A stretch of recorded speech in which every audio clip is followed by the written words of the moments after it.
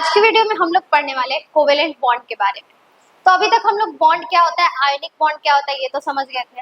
अब यहाँ पे कोवेलेंट बॉन्ड क्या होता है, तो जब दो एलिमेंट्स के बीच में म्यूचुअल शेयरिंग ऑफ इलेक्ट्रॉन होता है, यानी दोनों के बीच में इलेक्ट्रॉन का शेयरिंग होता है, ना ही एक एलिमेंट दूसरे को इलेक्ट्रॉन पूरी तरह से ट्रांसफर करता है और ना ही दूसरा पहले को इलेक्ट्रॉन पूरी तरह से ट्रांसफर करता है। दोनों आपस में इलेक्ट्रॉन का क्या करता है, शेयर करता है। जैसे हम भी कभी कभी क्या करते हैं, अपनी चीजों का शेयर करते हैं, ठीक है। तो यहाँ पे इलेक्ट्रॉन का भी क्या हो रहा है, शेयर हो रहा है दो एलिमेंट्स के बीच में, और ऐसे जो बॉन्ड बनता है उसको हम लोग कोवेलेंट बॉन्ड कहते हैं। अब ये जो कोवेलेंट बॉन्ड होता है वो उसको हम लोग दो बेसिस पे बांटते हैं, ठीक है। तो यहाँ पे हम लोग कोवेलेंट बॉन्ड को दो बेसिस पे बांट देते हैं।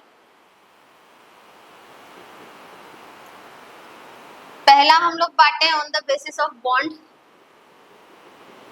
और दूसरा हम लोग यहाँ पे बांटे on the basis of charge. Bond के बेसिस पे जो कोवेलेंट बॉन्ड होता है वो तीन तरह का होता है, single bond, double bond and triple bond. तो यहाँ पे सबसे पहला बॉन्ड के बेसिस पे क्या हो जाएगा, सिंगल बॉन्ड। अब ये जो सिंगल बॉन्ड होता है वो कैसे बनता है, जैसे यहाँ पे हम लोग एग्जांपल के लिए ले लेते हैं, यहाँ पे हाइड्रोजन है, यहाँ भी हाइड्रोजन। हाइड्रोजन और हीलियम जो होता है वो ड्यूप्लेट रूल को फॉलो करता है, यानी इसके आउटर मोस्ट ऑर्बिट में कितना इलेक्ट्रॉन होना चाहिए, दो इलेक्ट्रॉन होना चाहिए, तभी इसको हम स्टेबल मानेंगे। तो यहाँ एक हाइड्रोजन है, यहाँ एक हाइड्रोजन है, दोनों आपस में क्या किया, एक एक इलेक्ट्रॉन का आपस में क्या कर लिया, शेयरिंग कर लिया। तो यहाँ टोटल कितना इलेक्ट्रॉन इन्वॉल्व हुआ, दो इलेक्ट्रॉन जो है इस शेयरिंग में इन्वॉल्व हुआ, और दो इलेक्ट्रॉन के इन्वॉल्व से जो बॉन्ड बना उसको हम लोग क्या कहें कि ये सिंगल बॉन्ड है। अब आ जाते हैं हम लोग second double bond. Double bond में क्या होगा, डबल बॉन्ड में क्या होता है कि जैसे देख लीजिए यहाँ पे ऑक्सीजन है, यहाँ भी ऑक्सीजन है, ऑक्सीजन के पास 6 इलेक्ट्रॉन होता है। अब ये जो हम लोग डॉट स्ट्रक्चर बना रहे हैं वो कैसे बना रहे हैं वो हम लोग आगे देखेंगे। तो यहाँ पे इसके पास कितना इलेक्ट्रॉन था, टोटल 6 था, लेकिन इसको ऑक्टेट पुराना है, यानी इसको 8 इलेक्ट्रॉन पुराना है, तभी ये अपने आप को स्टेबल मानेंगे, ठीक है। तो इसको हम लोग क्या करेंगे, ये इससे 2 इलेक्ट्रॉन ले लेगा इस ऑक्सीजन से, और ये ऑक्सीजन इससे 2 इलेक्ट्रॉन ले लेगा, तो दोनों के बीच में एक बॉन्ड बनेगा, डबल बॉन्ड। और इसमें कितना इलेक्ट्रॉन, सिंगल बॉन्ड में 2 इलेक्ट्रॉन का शेयरिंग हुआ था, डबल बॉन्ड में 4 इलेक्ट्रॉन का शेयरिंग हुआ है, ठीक है। अब आ जाते हैं हम लोग कहाँ, थर्ड ट्रिपल बॉन्ड में।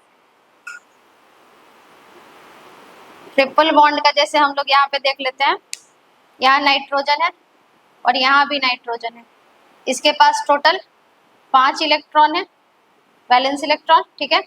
अब ये दोनों आपस में क्या किया, शेयरिंग कर लिया। यहाँ ध्यान सिर्फ इतना देना है कि जब सिंगल बॉन्ड बना था, यानी एक बॉन्ड बना था, तो 2 इलेक्ट्रॉन का शेयरिंग हुआ था। जब डबल बॉन्ड बना तो 4 इलेक्ट्रॉन का शेयरिंग हुआ। जब ट्रिपल बॉन्ड बना तो यहाँ पे 6 इलेक्ट्रॉन का शेयरिंग होगा, यानी कि सिंगल के लिए 2 इलेक्ट्रॉन का शेयरिंग करना है, डबल के लिए 4 का, और ट्रिपल बॉन्ड बनाने के लिए हम लोग को कितना इलेक्ट्रॉन का शेयरिंग करना है, 6 इलेक्ट्रॉन का शेयरिंग करना है, ठीक है। तो ये हम लोग देख लिए किस बेसिस पे, बॉन्ड के बेसिस पे 3 तरह का कोवेलेंट बॉन्ड बन सकता है, सिंगल, डबल एंड ट्रिपल। अब हम लोग आते हैं चार्ज के बेसिस पे। चार्ज के बेसिस पे यहाँ हम लोग बांटे हैं 2 भाग में, एक है नॉन पोलर बॉन्ड और एक है पोलर बॉन्ड। पोलर कब कहा जाता है, जब भी किसी चीज पे चार्ज आ जाता है तो उसको हम लोग कहते हैं कि ये पोलराइज हो गया, यानी उस पर चार्ज आ गया। पोलर वर्ड ही यूज किसके लिए किया जाता है, चार्ज के लिए यूज किया जाता है। तो यहाँ पे नॉन पोलर का मतलब क्या होता है, जब del electronegativity is equals to 0, यानी कि डेलियन कहने का मतलब क्या है, यहाँ पे एक एलिमेंट हम लेते हैं ऑक्सीजन और यहाँ भी लेते हैं ऑक्सीजन, दोनों के बीच में डबल बॉन्ड बनेगा, हमको ये बात पता है, ठीक है। यहाँ पे हम लोग बना के देख चुके हैं ऑलरेडी। तो यहाँ पे जो ऑक्सीजन है और ये ऑक्सीजन है, दोनों का इलेक्ट्रॉन निगेटिविटी सेम है, तो दोनों के बीच में इलेक्ट्रॉन निगेटिविटी का डिफरेंस होगा क्या, नहीं होगा। तो इसका भी इलेक्ट्रॉन निगेटिविटी कितना है, 3.5 है, इसका भी कितना है, 3.5 है। जब दोनों के बीच के इलेक्ट्रॉन निगेटिविटी का हम डिफरेंस निकालेंगे, यानी डेल ई एन निकालेंगे, 3.5 में से 3.5 जाएगा, तो ये किसके बराबर आ जाएगा, 0 के बराबर। मतलब हम लोग यहाँ पे ये समझ सकते हैं कि दो सिमिलर एटम के बीच में जब भी कोई बॉन्ड का फॉर्मेशन होता है तो वो बॉन्ड कैसा बनता है, नॉन पोलर बॉन्ड बनता है। नॉन पोलर कहने का मतलब उस बॉन्ड पे चार्ज नहीं होता है, ठीक है। अगर यही बात करें अगर हम पोलर बॉन्ड का, तो पोलर बॉन्ड में क्या होगा, del E N is not equal to 0, यानी जब दोनों के बीच का जो इलेक्ट्रॉन निगेटिविटी का डिफरेंस है वो 0 के बराबर ना हो, तब जो बॉन्ड बनेगा उसको हम लोग क्या कहेंगे, पोलर बॉन्ड। जैसे यहाँ पे हम रखे H और यहाँ रखते हैं Cl, तो Cl पे होता है टोटल 7 वैलेंस इलेक्ट्रॉन और हाइड्रोजन के पास होता है 1। अब इन दोनों के बीच में सिंगल बॉन्ड का फॉर्मेशन हुआ, ठीक है, और ये H जो है वो प्लस डेल शो करेगा और Cl जो है वो माइनस डेल शो करेगा। मतलब ये डेल क्या है, जो पार्शियल चार्ज शो किया जाता है, थोड़ा बहुत चार्ज शो किया जाता है, उसको हम लोग डेल से दिखाते हैं यहाँ पे। तो यहाँ पे ये क्या हो गया, ये H जो है वो पॉजिटिव और जो Cl है वो क्या हो गया, निगेटिव। तो इसको हम लोग कहेंगे पोलर बॉन्ड, क्योंकि इसमें चार्ज क्रिएट हुआ। पोलर क्यों हो गया, क्योंकि दोनों के बीच का इलेक्ट्रॉन निगेटिविटी का कुछ ना कुछ डिफरेंस होगा।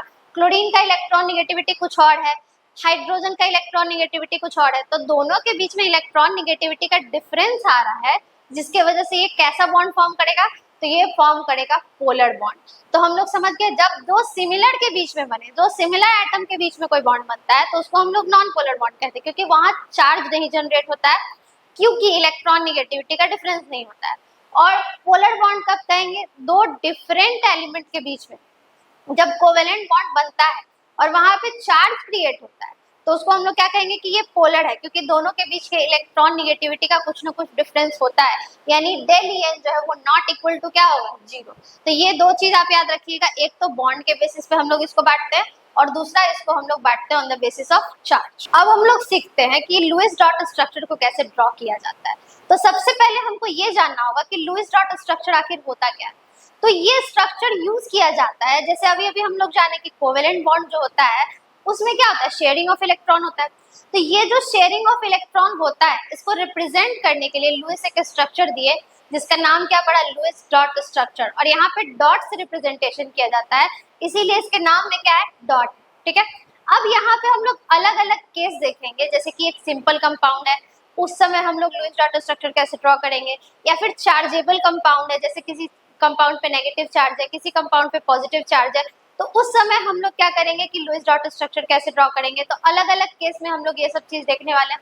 इसको देखने से बेनिफिट क्या होगा कि अगर आप लुईस डॉट स्ट्रक्चर ड्रॉ करना सीख जाते हैं तो आगे कोवेलेंट बॉन्ड का जितना भी प्रॉपर्टीज है वो आप आसानी से पढ़ सकते हैं। इसमें आप बॉन्ड पेयर निकालना सीख सकते हैं, लोन पेयर निकालना, सिग्मा बॉन्ड निकालना, पाई बॉन्ड निकालना, जिसमें डायरेक्ट क्वेश्चन आता है कि अगर आपको एक कंपाउंड दे दिया गया और पूछा जाएगा कि इसका आप लोन पेयर बताइए या फिर इसका बॉन्ड पेयर बताइए, तो without Lewis dot structure draw किए हुए ये सारा चीज हम लोग नहीं निकाल सकते। तो अब आते हैं केस 1 पे, जहाँ के सिंपल कंपाउंड का हम लोग लुईस डॉट स्ट्रक्चर देखेंगे, ठीक है। तो यहाँ पे है केस 1, जिसमें हम एग्जाम्पल में क्या ले रहे हैं, कॉमन सा कंपाउंड NH3 जिसको कहा जाता है अमोनिया। अब इसका हमको क्या करना है, डॉट स्ट्रक्चर ड्रॉ करना है। तो इसका कुछ रूल्स होता है, ठीक है, और रूल को ध्यान में रखते हुए ही हम लोग डॉट स्ट्रक्चर ड्रॉ करेंगे। तो रूल नंबर 1 क्या है कि यहाँ दो चीज होता है, central atom and surrounding atom. तो रूल नंबर 1 क्या है, सेलेक्ट द सेंट्रल एटम, यानी सेंटर में कौन रहेगा, बीच में कौन रहेगा, NH3 में जो बीच में रहेगा वो कौन रहेगा। तो इसको हम लोग किस बेसिस पे ढूंढेंगे, तो इसको ढूंढने का तरीका क्या है, सेंट्रल एटम को सेलेक्ट करने के लिए जो नंबर में कम हो, लेस इन नंबर, उसी को हम लोग सेंट्रल एटम मानेंगे। लेस इन नंबर यानी जो नंबर में कम होगा उसी को हम लोग क्या मानेंगे, सेंट्रल एटम मानेंगे। जैसे यहाँ पे देख लीजिए H कितना है, 3 है, और नाइट्रोजन कितना है, 1 है, तो जाहिर सी बात है सेंट्रल एटम कौन हो जाएगा, नाइट्रोजन हो जाएगा। तो सबसे फर्स्ट स्टेप हम लोग यहाँ पे कर लेते हैं कि सेंट्रल एटम में किसको रख लेते हैं, यहाँ पे डॉट स्ट्रक्चर ड्रॉ करना शुरू किए, नाइट्रोजन को।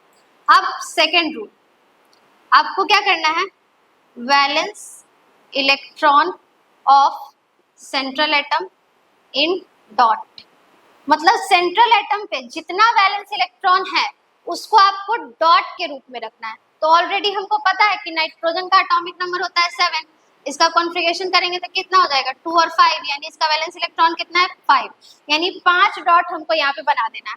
तो ये जो 5 डॉट हम लोग रखेंगे, अभी कैसे भी रख लेंगे, बाद में बॉन्ड बनाते टाइम इस चीज को हम लोग देख लेंगे। तो यहाँ 5 डॉट हम बना लिए। ये डॉट किस चीज को रिप्रेजेंट करता है, इलेक्ट्रॉन को रिप्रेजेंट करता है। केमिस्ट्री में इलेक्ट्रॉन को रिप्रेजेंट करने का एक और तरीका है जहाँ हम लोग इसको डॉट से दिखाते हैं, ठीक है। अब आते हैं रूल नंबर 3 में। रूल नंबर 3 क्या है, जो जितना बॉन्ड बनाता है उतना ही बॉन्ड बनाएगा। यानी यहाँ पे आपको देखिए, यहाँ लिस्ट दिया हुआ है आपको कि कौन सा एलिमेंट जो है वो कितना बॉन्ड फॉर्म कर सकता है। जैसे नाइट्रोजन तीन बॉन्ड बनाता है तो ये तीन से ज्यादा नहीं बना सकता है। इसी के फैमिली का है फास्फोरस, ये तीन भी बना सकता है और पांच भी बना सकता है। मतलब हम लोग यहाँ पे क्या देखें, पॉसिबिलिटी ऑफ बॉन्ड देखना बहुत जरूरी है। नहीं तो अगर ऐसे हम लोग लुईस डॉट स्ट्रक्चर बना देंगे तो वो गलत हो जाएगा। तो जो एलिमेंट जितना पॉसिबिलिटी है उतना ही बॉन्ड का फॉर्मेशन कर सकता है। तो नाइट्रोजन का अपना पॉसिबिलिटी क्या है कि ये तीन बॉन्ड को फॉर्म कर सकता है। तो यहाँ पे अब हम लोग किसको रखेंगे, सराउंडिंग एटम को। इतना तो हमको पता चल गया कि नाइट्रोजन तीन बॉन्ड बना सकता है।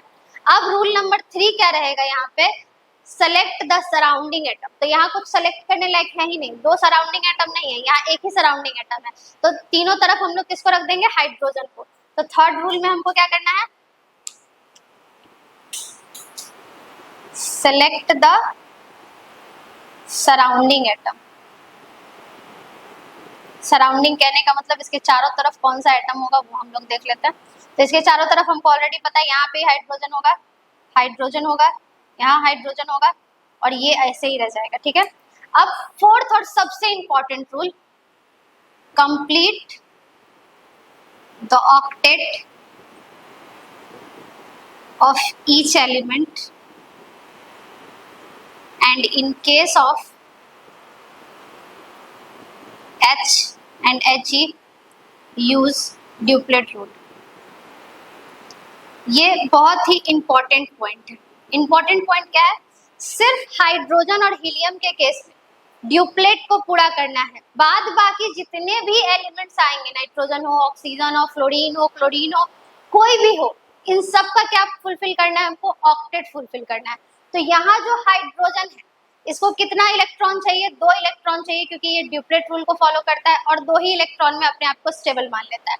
बाद बाकी जितना एलिमेंट होता है वो ऑक्टेट रूल को फॉलो करता है और 8 इलेक्ट्रॉन जब इसके वैलेंस सेल में होता है तब ये अपने आप को क्या मानता है, स्टेबल। तो यहाँ पे हम लोग क्या करते हैं, इसका क्रॉस से दिखा देते हैं, नाइट्रोजन का डॉट से दिखाएं तो यहाँ पे इसका इलेक्ट्रॉन क्रॉस से दिखा देते हैं। ठीक है। अब यहाँ पे हम लोग बॉन्ड का फॉर्मेशन करते हैं। जैसे नाइट्रोजन के पास कितना वैलेंस इलेक्ट्रॉन है, 5, इसको 3 और चाहिए ताकि ये अपने आप को स्टेबल कर ले। तो ये 3 कहाँ से लेगा, तो ये 3 इसी तीनों हाइड्रोजन से एक एक इलेक्ट्रॉन ये ले लेगा, शेयर करेगा और हाइड्रोजन जो है वो नाइट्रोजन का इलेक्ट्रॉन लेगा, आपस में दोनों शेयरिंग करके कोवेलेंट बॉन्ड का फॉर्मेशन करेगा और उसके बाद एक कंपाउंड फॉर्म होगा जिसको हम लोग कहें NH3 यानी कि अमोनिया। तो यहाँ पे हम लोग बॉन्ड फॉर्म कर लेते हैं। तो ये क्या हो जाएगा, यहाँ इसके साथ बनेगा, फिर ये बनेगा, फिर ये बनेगा और ये 2 इलेक्ट्रॉन बच गया। तो अब हम लोग आते हैं जिसके बारे में बात किए थे, bond pair, lone pair, sigma bond और पाई बॉन्ड पेयर। ठीक है। तो बॉन्ड पेयर का मतलब क्या होता है, सबसे पहला क्या है, बॉन्ड पेयर यानी बॉन्डेड पेयर, जितने इलेक्ट्रॉन बॉन्डेड है उसको हम लोग बॉन्ड पेयर कहेंगे। तो यहाँ कितना बॉन्ड बना है, 1 2 3, यानी NH3 के केस में बॉन्ड पेयर कितना है, 3 बॉन्ड पेयर है इसमें। अब हम लोग आते हैं लोन पेयर पे। लोन पेयर का मतलब क्या होता है, जो इलेक्ट्रॉन पार्टिसिपेट नहीं किया है बॉन्डिंग में, वैलेंस है लेकिन पार्टिसिपेट नहीं किया है, बचा हुआ इलेक्ट्रॉन जब पेयर में बचे तब, पेयर कहने का मतलब क्या, जोड़ा में होना चाहिए, यानी 2 इलेक्ट्रॉन होना चाहिए। 1 इलेक्ट्रॉन रहेगा तो उसको हम लोग लोन पेयर नहीं कह सकते। लोन पेयर यानी पेयर में जब इलेक्ट्रॉन बच जाए तो उसको हम लोग क्या कहेंगे, लोन पेयर। जैसे नाइट्रोजन के पास ये एक लोन पेयर बचा हुआ है तो नाइट्रोजन पे लोन पेयर कितना हो गया, 1 लोन पेयर हो गया। अब हम लोग आते हैं सिग्मा बॉन्ड और पाई बॉन्ड पे। ठीक है। तो सिग्मा बॉन्ड और पाई बॉन्ड यहाँ पे ध्यान से देखिएगा, अगर सिंगल बॉन्ड का फॉर्मेशन होता है तो उसमें एक ही सिर्फ सिग्मा बॉन्ड होता है। अगर डबल बॉन्ड का फॉर्मेशन हुआ तो एक सिग्मा एक क्या रहेगा, पाई रहेगा। और ट्रिपल बॉन्ड का फॉर्मेशन हुआ तो एक सिग्मा और 2 कितना रहता है, पाई रहता है। मतलब सिंगल बॉन्ड में सिर्फ एक क्या रहता है, सिग्मा बॉन्ड।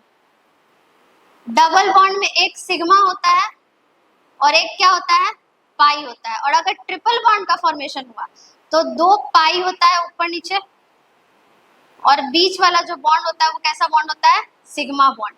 यानी सिंगल बॉन्ड को हम लोग सिग्मा बॉन्ड कहते हैं। अब यहाँ पे इस अगर नाइट्रोजन NH3 में पूछा जाए कि इसमें कितना सिग्मा बॉन्ड है तो इसमें 3 सिग्मा बॉन्ड है, क्योंकि तीनों क्या है, सिंगल बॉन्ड है। तो 1 2 3, तो नंबर ऑफ सिग्मा बॉन्ड इसमें कितना हो जाएगा, 3 हो जाएगा। और अगर हम बात करें पाई बॉन्ड का तो इसमें पाई बॉन्ड 0 है, क्योंकि एक भी डबल बॉन्ड यहाँ पे फॉर्मेशन हुआ है नहीं। तो यहाँ से हम लोग 4 चीज निकालना सीख सकते हैं। क्या क्या, अगर हम लुईस डॉट स्ट्रक्चर निकालना सीख गए तो सबसे पहले इस 4 रूल को ध्यान में रखेंगे। पहले सेंट्रल मेटल सेलेक्ट करेंगे और फिर उसके बाद वैलेंस इलेक्ट्रॉन को रखेंगे दोनों पे, सेंट्रल पे भी, सराउंडिंग पे भी, फिर सराउंडिंग एटम अपना रख लेंगे।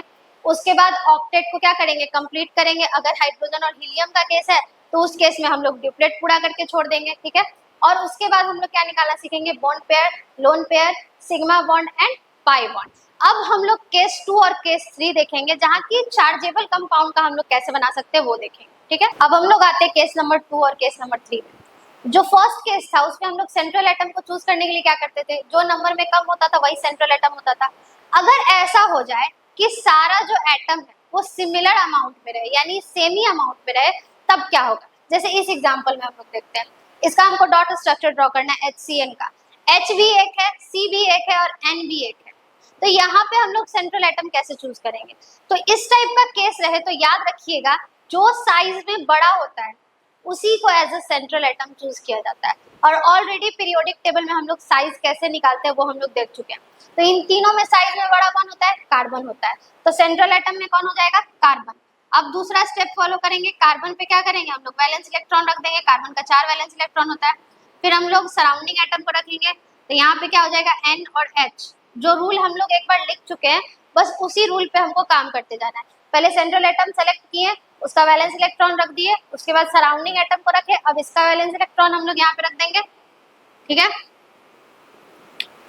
वैलेंस इलेक्ट्रॉन रखने के बाद सबका बॉन्ड फुलफिल कर देना है। नाइट्रोजन ऑक्टेट, कार्बन ऑक्टेट और हाइड्रोजन ड्यूप्लेट रूल को फॉलो करता है। तो हाइड्रोजन का हमको 2 इलेक्ट्रॉन पुराना है, नाइट्रोजन का 8 और कार्बन का भी कितना, 8 पुराना है। तो यहाँ पे हम लोग सबका बॉन्ड फॉर्म कर देते हैं। तो इन दोनों के बीच में कौन सा बॉन्ड फॉर्म होगा, ट्रिपल बॉन्ड फॉर्म होगा, ठीक है। और इधर कार्बन जो है वो हाइड्रोजन के साथ सिंगल बॉन्ड फॉर्म कर देगा। तो यहाँ पे हुआ क्या, अगर हमसे पूछा जाए इसमें कितना बॉन्ड पेयर है, तो इसमें 1 2 3 4 बॉन्ड पेयर है। लोन पेयर अगर बोला जाए तो 0 लोन पेयर है, इसमें लोन पेयर है ही नहीं।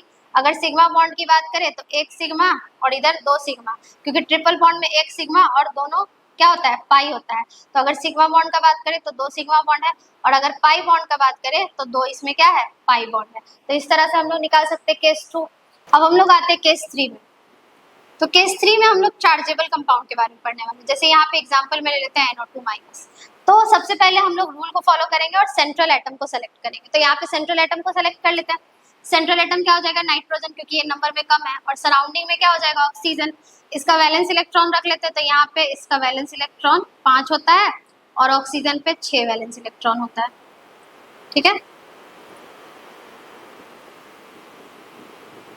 अब यहाँ पे आपको ध्यान क्या देना है, जो मोस्ट इम्पोर्टेंट इसमें बात है कि जितना नेगेटिव चार्ज रहेगा उतना ऑक्सीजन को आपको सिंगल बॉन्ड से जोड़ना है। ऑक्सीजन क्या करता है, जनरली डबल बॉन्ड फॉर्म करता है।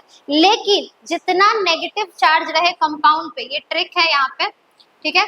ट्रिक क्या है, जितना नेगेटिव चार्ज रहे, यहाँ कितना नेगेटिव चार्ज है, तो यहाँ पे नेगेटिव चार्ज कितना है, 1 नेगेटिव चार्ज है। यानी एक ऑक्सीजन को हमको क्या करना है, सिंगल बॉन्ड से जोड़ना है। अगर एक और केस हम लोग यहाँ पे देख लेते हैं, मान लीजिए SO4-2 रहता, ठीक है। तो SO4 में कितना ऑक्सीजन है, 4 ऑक्सीजन है, और नेगेटिव चार्ज कितना है, 2 है। यानी कि 4 ऑक्सीजन में से जो 2 ऑक्सीजन होता है वो सिंगल बॉन्ड से जुड़ेगा, और बाकी जो 2 ऑक्सीजन बचा हुआ है वो डबल बॉन्ड फॉर्म करेगा। तो सिंपली हमको यहाँ क्या समझना है कि जितना नेगेटिव चार्ज हो कंपाउंड पे उतना ऑक्सीजन को सिंगल बॉन्ड से जोड़ देना है यहाँ पे, ठीक है। तो यहाँ पे ये वाला जो ऑक्सीजन है इसको हम लोग सेलेक्ट करते हैं और इस पे नेगेटिव चार्ज डाल देते हैं। नेगेटिव कहने का मतलब क्या, ये इलेक्ट्रॉन को गेन किया, यानी ऑलरेडी इस पे 7 इलेक्ट्रॉन हो गया, तो 7 इलेक्ट्रॉन ऑलरेडी हो गया है। तो जो नाइट्रोजन है वो इससे कितना इलेक्ट्रॉन लेगा, 1 इलेक्ट्रॉन लेगा। तो यहाँ पे इसीलिए ये क्या फॉर्म करेगा, सिंगल बॉन्ड। तो यहाँ इस N और O के बीच में क्या फॉर्म हो जाएगा, सिंगल बॉन्ड फॉर्म हो जाएगा due to this negative charge. ये जो नेगेटिव चार्ज है यहाँ पे, इसके आने से ऑक्सीजन और नाइट्रोजन के बीच में सिंगल बॉन्ड का फॉर्मेशन हुआ। और ऐसे ही हम लोग SO4-2, PO4-3 जैसे देखते हैं एक और केस, PO4-3 के केस में क्या हो जाएगा, 4 ऑक्सीजन है जिसमें से 3 जो है वो सिंगल बॉन्ड से जुड़ेगा, क्योंकि इसमें चार्ज क्या है, -3 चार्ज है। तो 4 ऑक्सीजन में से 3 ऑक्सीजन क्या करेगा, सिंगल बॉन्ड से जुड़ेगा। तो यहाँ पे अब ये वाला जो ऑक्सीजन है वो क्या करेगा, इसका हम लोग डबल बॉन्ड यहाँ पे फॉर्म कर देते हैं। तो इस तरह से किसका बन गया, ये किसके लिए फॉलो होगा, जहाँ की ऑक्सीजन हो और नेगेटिव चार्ज साथ में, क्योंकि ये ट्रिक है, ठीक है। तो यहाँ पे आपको इस तरह से आप क्या कर सकते हैं, नेगेटिव चार्ज वाला फॉर्म कर सकते हैं। अब एक और केस देख लेते हैं हम लोग, जैसे पॉजिटिव चार्ज का, ठीक है। तो इसको लिख लेते हैं केस 4। वैसे इसी का है ये थर्ड का ही, NH 4+ का हमको बॉन्ड ड्रॉ करना है, ठीक है, लुईस डॉट स्ट्रक्चर ड्रॉ करना है। अब यहाँ पे करना क्या है, नाइट्रोजन का पॉसिबिलिटी कितना है, 3 बॉन्ड का, लेकिन यहाँ नाइट्रोजन 4 बॉन्ड फॉर्म कर रहा है, तो ये जो चौथा बॉन्ड आया ये क्यों आया, इसमें एक ट्विस्ट है, ठीक है। अब यहाँ पे कितने बार रूल को फॉलो कर चुके, n है, फिर यहाँ किसको रखेंगे, H को रखेंगे, यहाँ H को रखेंगे और यहाँ H को रखेंगे। अभी तक NH3 का जैसे बनाए थे, ये इसका एक डॉट, 1 2 3 और ये हाइड्रोजन का जो था वो उसको मिल गया। अब ये जो लोन पेयर इसके पास बचा हुआ था, जो लोन पेयर ऑलरेडी इसके पास बचा हुआ था, ये अपना लोन पेयर क्या करता है, डोनेट करता है, शेयर नहीं करता है। यहाँ लोन पेयर का क्या होता है, डोनेशन होता है, यानी नाइट्रोजन के पास जो एक्स्ट्रा एक पेयर इलेक्ट्रॉन बचा हुआ था, ये अपना पेयर ऑफ इलेक्ट्रॉन डोनेट कर देता है हाइड्रोजन को, तब जाके एक बॉन्ड फॉर्म होता है जिसको हम लोग कहते हैं coordinate bond. Coordinate bond is a type of covalent bond. ये बॉन्ड कैसे फॉर्म होता है, जो बचा हुआ लोन पेयर वो डोनेट होगा, यानी लोन पेयर के डोनेट करने से जो बॉन्ड फॉर्म होता है उसको हम लोग क्या कहते हैं, कोऑर्डिनेट बॉन्ड। और कोऑर्डिनेट बॉन्ड को दिखाया जाता है एरो से। एरो का जो टेल होगा, एरो का जो टेल होगा वो डोनर के तरफ होगा, जो देगा उसके तरफ, और एरो का जो हेड है वो होगा एक्सेप्टर के तरफ, यानी जो लोन पेयर को एक्सेप्ट करेगा। तो यहाँ दे कौन रहा है, नाइट्रोजन, ले कौन रहा है, हाइड्रोजन। तो जो ले रहा है उसकी तरफ क्या रहेगा, एरो का हेड रहेगा। इस बॉन्ड को हम लोग एरो से दिखाते हैं, तो एरो का हेड रहेगा हाइड्रोजन की तरफ क्योंकि ये ले रहा है, और एरो का टेल किसके तरफ रहेगा, नाइट्रोजन की तरफ, क्योंकि ये अपना लोन पेयर क्या कर रहा है, डोनेट कर रहा है, शेयर नहीं कर रहा है, डोनेट कर रहा है। तो ऐसे जो बॉन्ड बनता है उसको हम लोग क्या कहते हैं, कोऑर्डिनेट बॉन्ड। तो यहाँ पे ये जो N और H है, इन दोनों के बीच में कौन सा बॉन्ड का फॉर्मेशन हुआ है, फॉर्मेशन हुआ है कोऑर्डिनेट बॉन्ड का। तो यहाँ से हम लोग क्या समझ जाएंगे, अब इस पे पॉजिटिव चार्ज कैसे आया, जो देता है उस पे पॉजिटिव चार्ज आता है, इलेक्ट्रॉन जो देता है उसके ऊपर पॉजिटिव चार्ज, और जो लेता है उसके ऊपर नेगेटिव चार्ज। तो यहाँ पे N जो है वो इलेक्ट्रॉन दे दिया किसको, हाइड्रोजन को, तो यहाँ पे इसके ऊपर क्या डेवलप हो गया, पॉजिटिव चार्ज। तो यहाँ पे एक छोटा सा बात लिख लीजिए, coordinate bond formed by donation of lone pair। यानी कोऑर्डिनेट बॉन्ड कब फॉर्म होता है, जब लोन पेयर का क्या हो, डोनेशन हो, और इसको हम लोग रिप्रेजेंट कैसे करते हैं, एरो से रिप्रेजेंट करते हैं, ठीक है। तो इतना टाइप का जो लुईस डॉट स्ट्रक्चर था वो हम लोग सीख चुके हैं। अब आगे हम लोग क्या करेंगे, इसी का एप्लीकेशन करेंगे।